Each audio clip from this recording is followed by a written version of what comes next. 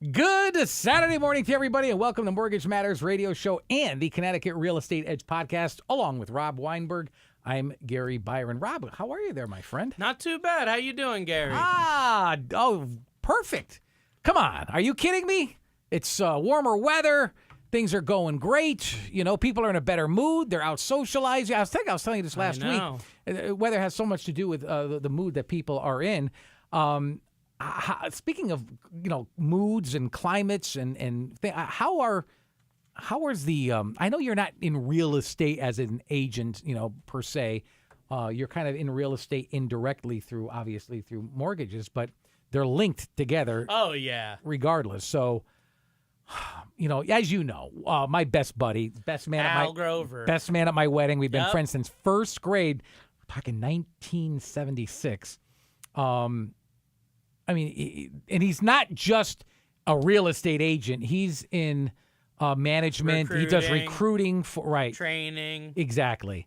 And he's even telling me, Gary, this reminds me of 2006 or 7, whatever. Really? Yeah. He says it's terrible out there. He says, yeah, this time of year. He goes, granted, you're getting more homes now than you were even just 6 weeks ago, but it's still low when you compare mid-May of 2022 to mid-May. Of just maybe 3 years ago, pre-pandemic. We'll just call it that. Okay. So I don't know. I was doing business in Connecticut in 2006, 2007, which was kind of when we got into the real estate crash. Pretty much everything fell off a cliff at that point. Sure. So I saw a couple years leading up to that, and I don't feel like this is the same for. Really, two main reasons. I would say number one is, back then, there was over 4 million homes for sale in the U.S. Now there's less than 1 million. Okay? Yeah. Big difference. Supply and demand, right? Sure. Number two, and I'd say this might even be a bigger reason why I'm not seeing a crash and I'm not seeing what I saw back then, is that back then, almost without exception, most of the mortgages were either adjustable rate mortgages, risky mortgages, hybrid mortgages, or negative amortization mortgages, which they don't really have those anymore. And what I'm really saying for the novice is that they were very risky mortgages people were taking to buy that house. Mm-hmm. So they were willing to pay a lot more than the list price because, well, who cares? I'm not putting in any of my own money. So if the bank will lend it to me, I'll buy it. That was kind of the mentality of buyers back then. Not the case today. I don't really do much down payment assistance, so all my buyers are putting minimum 3 to 5%, and most of my seasoned buyers that are moving up to one property or another are putting anywhere from 20 to 40% down.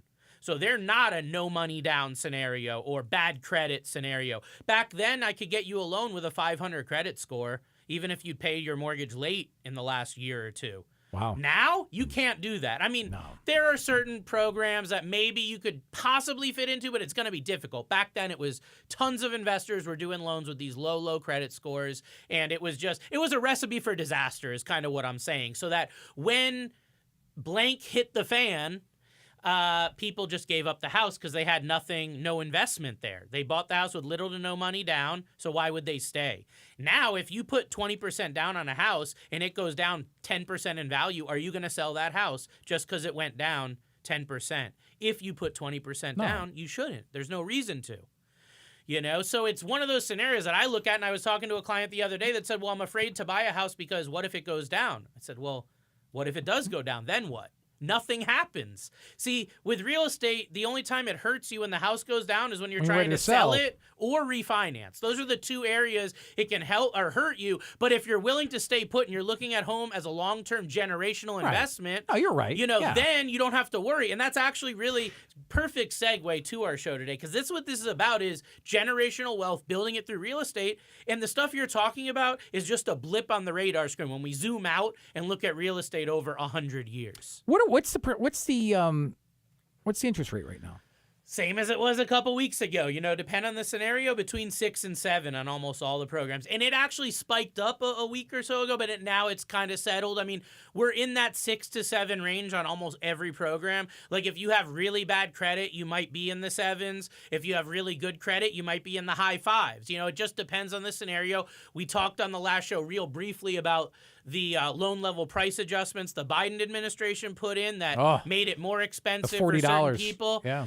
You say $40, it could be $200 for well, some. Listen, I'm a newsman. Right. I just get what news said what $40. comes over the wire. I think that's just a generality of what is it costing the average person. I've seen somewhere it doesn't cost anything more. I've seen somewhere it costs a lot more than $40 more. Really? Okay, so I think, when we kind of look at all that, it's all just, again, a blip on the radar screen. Real estate's not meant to just flip. I know there are people that do that, right, but that's the exception. That's not what it's all about. So these little issues that come up, even if we had a 5 or 10% crash, like, let's really put that out on the table and say, what does that mean? It doesn't really mean anything to almost anybody. It's just news, fear-mongering, media, all this stuff you really want to step back and stay away from.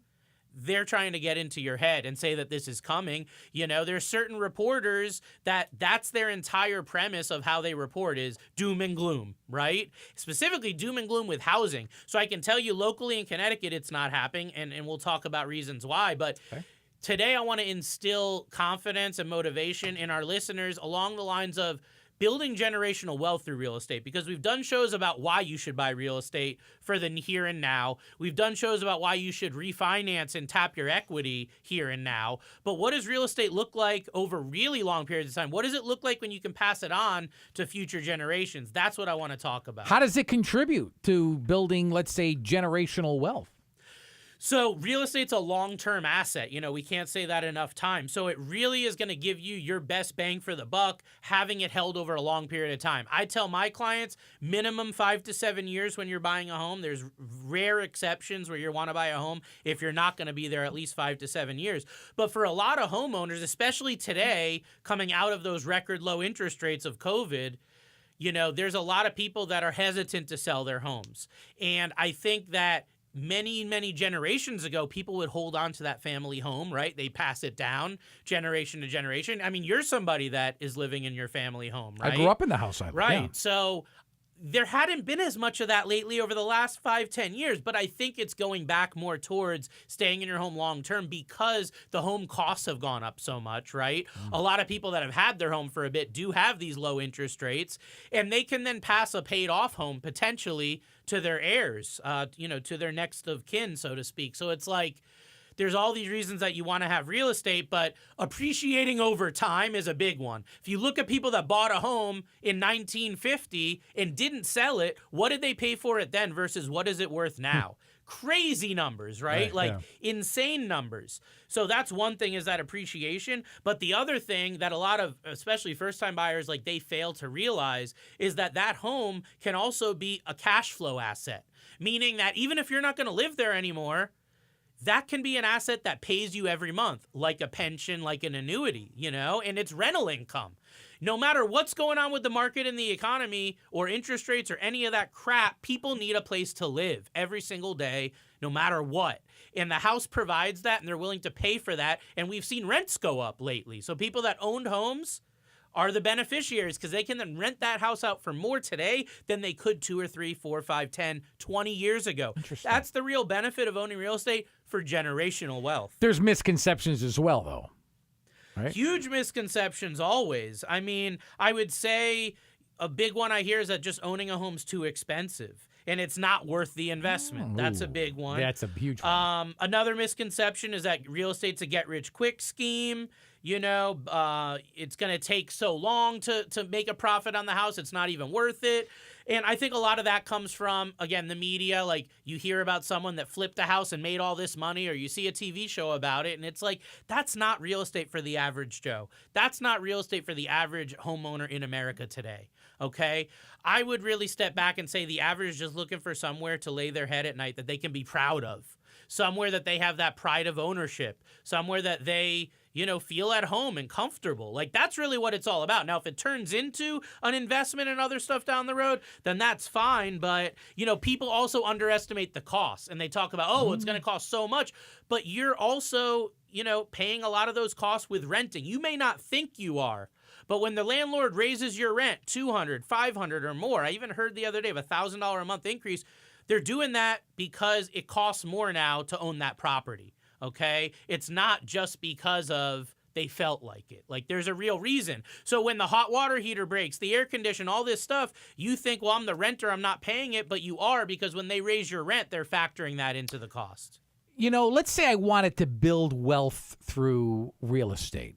Why is it important that I work with someone like you, a mortgage broker? You got to work with a mortgage advisor. I think if you just say, I want to build wealth through real estate, that's like a very generic saying nowadays, because everyone knows real estate is how most millionaires were created in the U.S., I think even in the world.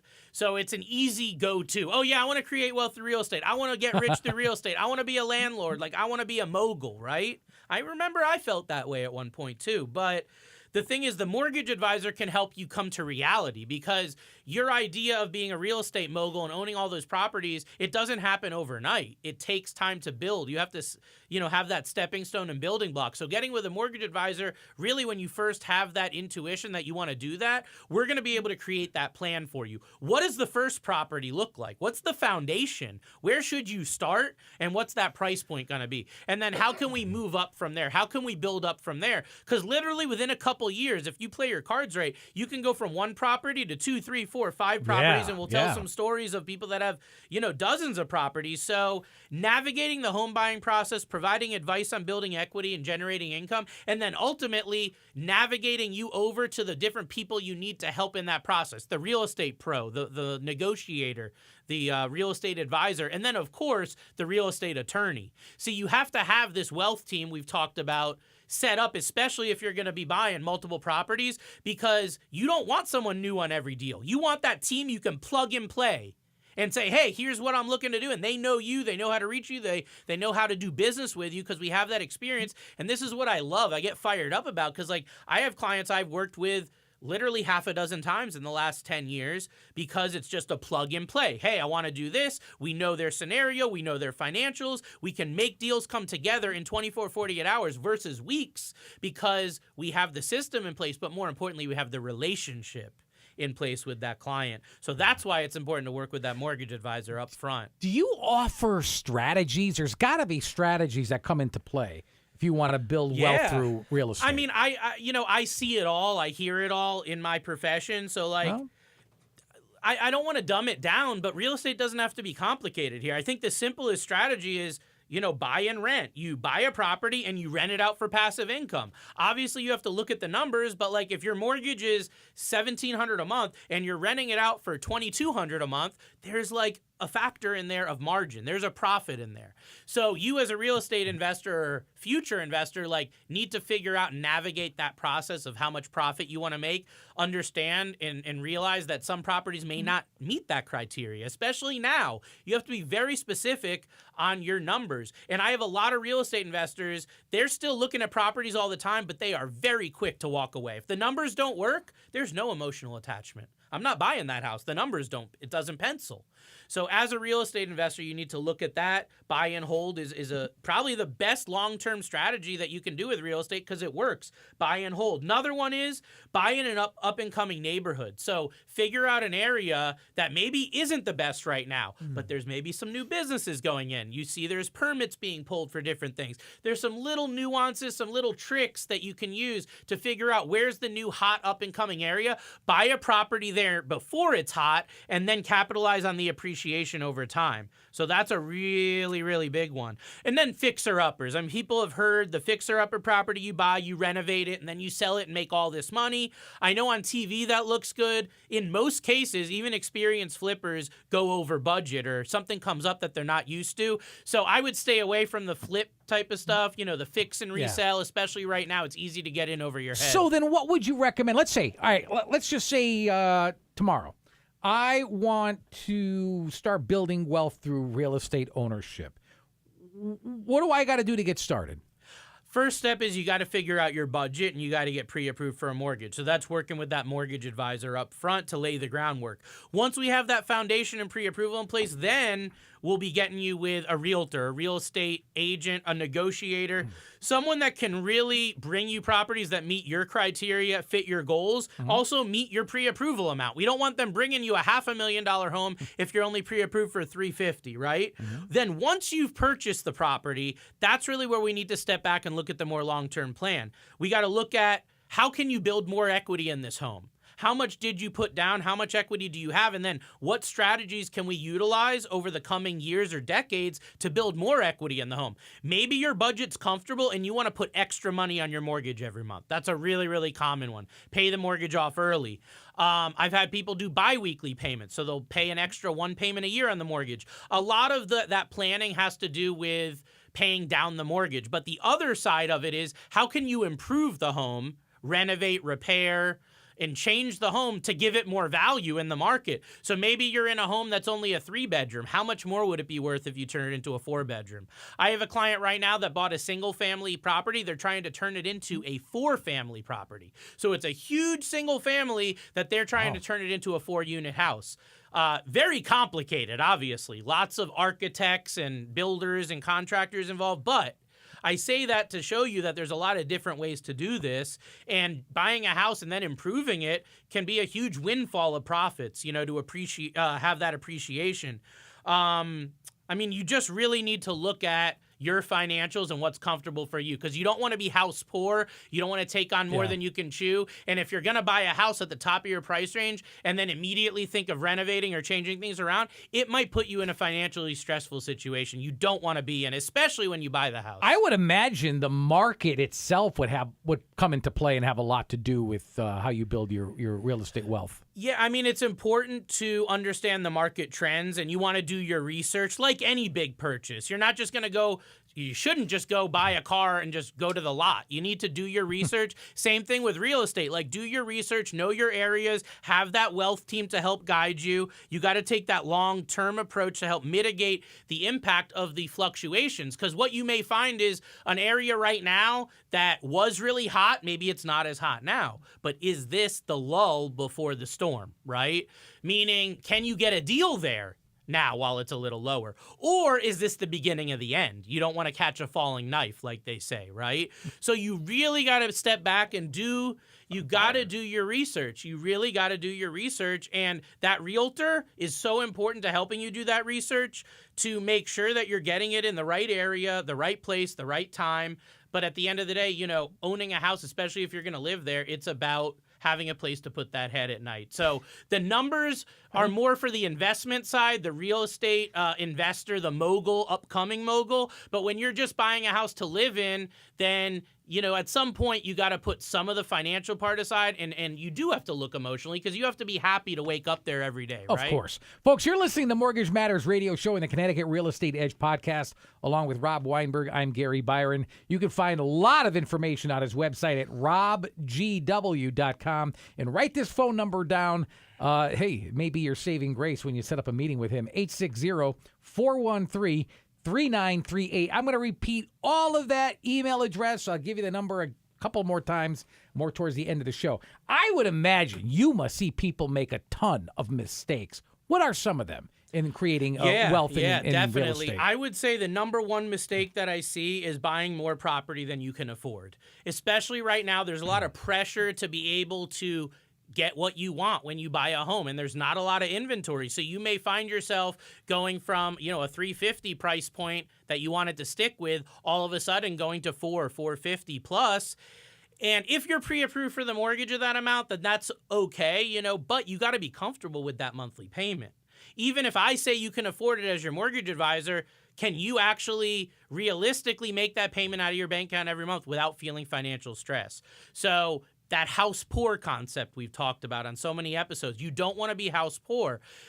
for too many first-time buyers, look at buying their first home as if they're buying their forever home. And I'm going to tell you right now, you almost see no first-time buyers that keep their first home forever. It's so rare.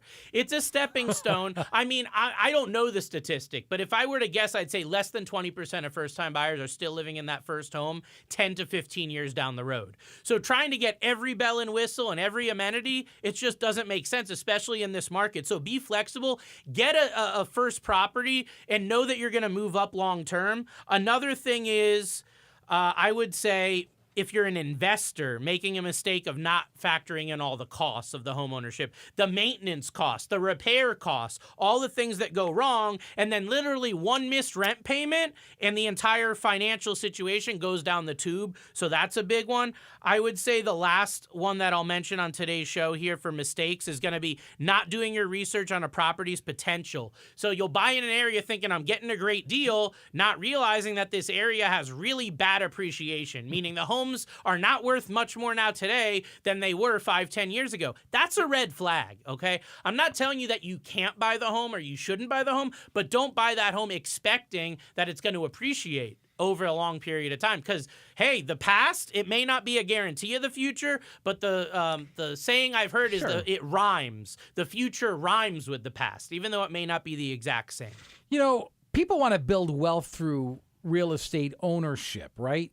But how does it all fit in? How does it fit into the larger picture? So we were just talking about mistakes. To answer your question, Gary, I've seen a lot of people make a mistake of putting all their eggs in the real estate basket. So you have these real estate investors or entrepreneurial individuals that buy a house when they're young. They take the advice we're talking about here. They build a portfolio of real estate, and then they sit there at 45, 55, 65 years old, and they've got all these properties, but they have no money in a 401k. They have no money in investments. They're literally cash poor, but they have millions of dollars in equity in their home. So that's a big issue. I would say don't make that mistake. Whether you're all in on real estate or not, you shouldn't be. You need to be diversified. Dave Ramsey, not somebody that I necessarily agree with, but I was listening to him on the way in today on his podcast. He talked about mutual funds and real estate. Those are the areas. So basically, stocks and bonds on one side and real estate on the other. You can do both. Everyone really recommends you do both because they aren't necessarily correlated, meaning real estate can do really, really well, like in 2022 when the stock market did really, really bad, right? And it can go vice versa. The real estate market could be crashing 10, 20% plus lower values. Meanwhile, the stock market might be up 30% that year.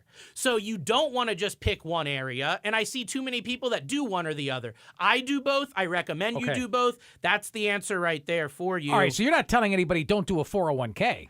I'm saying you want to do the 401k. Okay, yeah. Actually, before you even do your first property, set your automatic deduction in a 401k. Set a taxable brokerage account set up. If you don't know how, let me help you. Let somebody, a financial advisor, help you. You need to lay that foundation. I don't care if there's a lot of money in there. Have a brokerage account with $500, $1,000. Have a 401k where you're putting a couple $1,000s a week or a month or whatever you're able to do. Obviously, there's limitations. But set up that foundation of wealth building with the mutual funds, the stocks, bonds, then do the real estate on top. Then you'll be diversified and you'll be in a really good financial position. Rob, give me some examples of maybe some of the success stories of people who have built wealth through real estate ownership.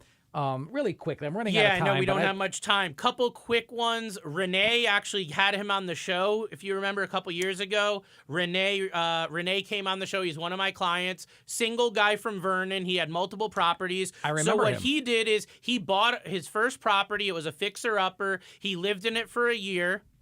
Then he ended up renting it out to others, and all of them, and all the units, I should say. And he's got a great rental income there. And he also used the equity from that property to buy another property. Long story short, he now owns 3 properties with a 4th on the way, and the guy's less than 30 years old. It all started with that first multifamily. Another one I want to tell you is Dan from Milford. He's a client of mine. He's got a huge real estate portfolio, but the guy's just a mailman. He's just a mailman. He's been a mailman for 30 years. He's retiring soon, but he started with one 3-unit property, lived in one unit, rented the others out, and he traded traded his way up to where now he's got 10 units across 5 properties, over $1 million in equity. He's got thousands and thousands and thousands of dollars a month in passive income coming in after his mortgage is paid. And he's now going to be able to retire from the post office, never making more than 80, 90 grand a year at the top of his pay scale. And he's going to retire a multi-millionaire with all this money coming in from all these properties. He started with just one multi-unit property. He doesn't manage the properties himself, right? He hires a company that kind of... He does. Oh, you don't have to, but it's only 5 properties. It's not a huge deal. I remember Renee. He didn't have a lot of money when he started out, too. No. He shared his whole story with us. That's the thing about it, is a lot of people don't have a lot of money, and you don't need to go all in. You can, do this the right way. Slow and steady wins the race with real estate. I remember his story. All right, finally, just in the last maybe couple of minutes, there's got to be resources or maybe some tools that people can use to help them take that first step and pursue their, wealth and real estate ownership. I mean, there are. I would say, there's a lot of resources. There's books, there's online courses, there's podcasts. Obviously, I got to plug the Connecticut Real Estate Edge podcast, because if you're listening to this show right now, go back in our archives at Connecticut Real Estate Edge on any podcast platform. We have several hundred episodes right now that you can go to our, back catalog of and get a lot of great information. I don't love a lot of the different websites because they're really just a lead generation site. Any website where you have to put in your name and phone number, beware of that. That's a red flag, okay? It's also important to have that team of professionals, the mortgage advisor, the real estate agent. We keep saying it because it's so darn important, yet so many people don't do it. I had a client call me this week that was like, oh yeah, I don't even know what agent I'm working with yet, but I'm under contract on this house, and it was a mess, okay? He got to third base before he should have even started. And that's just a huge red flag, and it's a no-no. It's nonsense, and he almost lost the house because of it. Luckily, we were able to get involved and save the transaction, but that's something that people just they know too much for their own good. They think I can do this on my own and all this, and they don't want to trust the professionals. Realize that mortgage and real estate pros don't get paid unless you close the deal. So they're not trying to charge you money or hassle you up front. We're trying to get you to the finish line. So lean on that. Go listen to our episodes on the wealth team, because that's really going to tune this in, to get that wealth team built, get that foundation built, and have success. Not only was that a great show, folks, that's an important show. And you really nailed it. It is so imperative that you go back and watch these podcasts, these shows that we've been doing. We're in our third year working with each other here on this show, almost 3 years. There's a lot of different topics, folks. Speaking of which, I want to give you the website as we wrap this show up for this morning. It's www.robgw.com, robgw.com. If you need more information on not only this topic, but as Rob was saying, any of the multitude of topics that we've discussed over the last nearly 3 years. If you'd like to submit a question to this radio show and podcast, simply do so at mortgagemattersradioshow@gmail.com. As a matter of fact, we'll try to get your question answered right here on these very airwaves as soon as next weekend. And let me give you the phone number. Get yourself a pen right now. Write this number down. I'm going to give it to you twice. It's Rob's number so that you can schedule a consultation with him. It's 860-413-3938. I'll repeat that one more time. 860-413-3938. For Rob Weinberg, I'm Gary Byron. Thank you so much for listening to the Mortgage Matters radio show and the Connecticut Real Estate Edge podcast